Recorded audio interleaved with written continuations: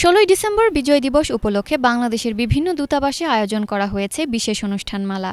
এদিন বিপুল উৎসাহ ও যথাযোগ্য মর্যাদায় কাতারে বাংলাদেশ দূতাবাসে বিজয় দিবস উদযাপন করা হয়। স্থানীয় সময় সকাল ১০টায় কাতারের রাজধানী দোহায় বাংলাদেশ দূতাবাসে জাতীয় সংগীতের সুরে সুরে পতাকা উত্তোলনের মাধ্যমে সূচনা হয় অনুষ্ঠানের। লাল সবুজের জাতীয় পতাকা উত্তোলন করেন রাষ্ট্রদূত মোহাম্মদ নজরুল ইসলাম। এরপর মুক্তিযুদ্ধের বীর শহীদদের আত্মার মাগফিরাত কামনা করে দোয়া ও মোনাজাত করা হয়। পরে বিজয় দিবস উপলক্ষে রাষ্ট্রপতি, প্রধান উপদেষ্টা ও পররাষ্ট্র উপদেষ্টার দেয়া শুভেচ্ছা বার্তা পাঠ করে শোনানো হয়। বিজয়ের মাস উপলক্ষে বাংলাদেশ দূতাবাসের সহযোগিতায় বিজয় মেলা ও বিশেষ কনসার্টের আয়োজন করা হয়েছে। এ নিয়ে সংবাদ সম্মেলনে অংশ নেন রাষ্ট্রদূত নজরুল ইসলাম, কনসার্টের আয়োজক প্রতিষ্ঠানের কর্মকর্তা মিস গিজেল সহ অন্যান্যরা।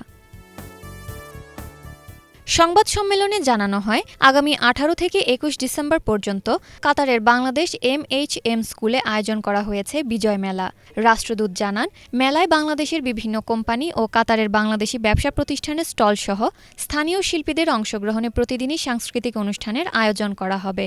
এটি কাতার প্রবাসী বাংলাদেশিদের মিলন মেলায় পরিণত হবে বলে আশা করছেন তিনি।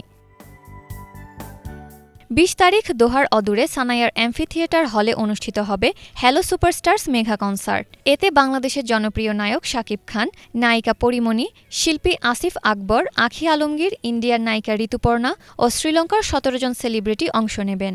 কনসার্ট চলবে বিকেল ৩টা থেকে রাত ১০টা পর্যন্ত। বাংলাদেশ কাতার দ্বিপক্ষীয় সম্পর্কের ৫০ বছর পূর্তি উপলক্ষে হ্যালো সুপারস্টার আয়োজন করতে যাচ্ছে, সেহেতু আমরাও হ্যালো সুপারস্টারকে দূতাবাসের পক্ষ থেকে আমাদের পৃষ্ঠপোষকতা দিয়ে যাচ্ছি।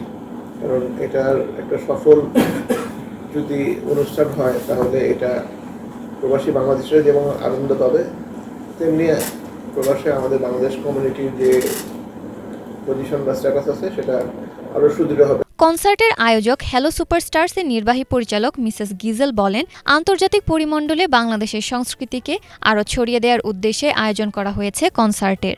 The thing is, we are promoting Bangladesh and the sample of this country, the tradition of this country, the culture of this country to the world.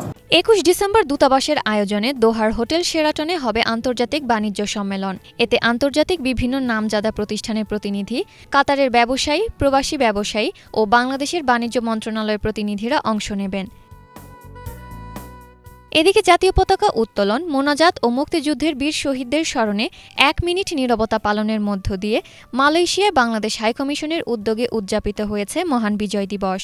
সকাল ৯টায় হাইকমিশন প্রাঙ্গণে জাতীয় পতাকা উত্তোলন করেন হাইকমিশনার মোহাম্মদ শামীম আহসান। পতাকা উত্তোলন শেষে অনুষ্ঠিত হয় আলোচনা সভা।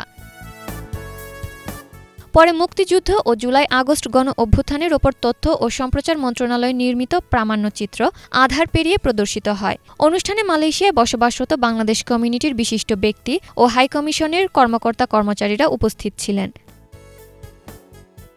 News desk, Banglavision.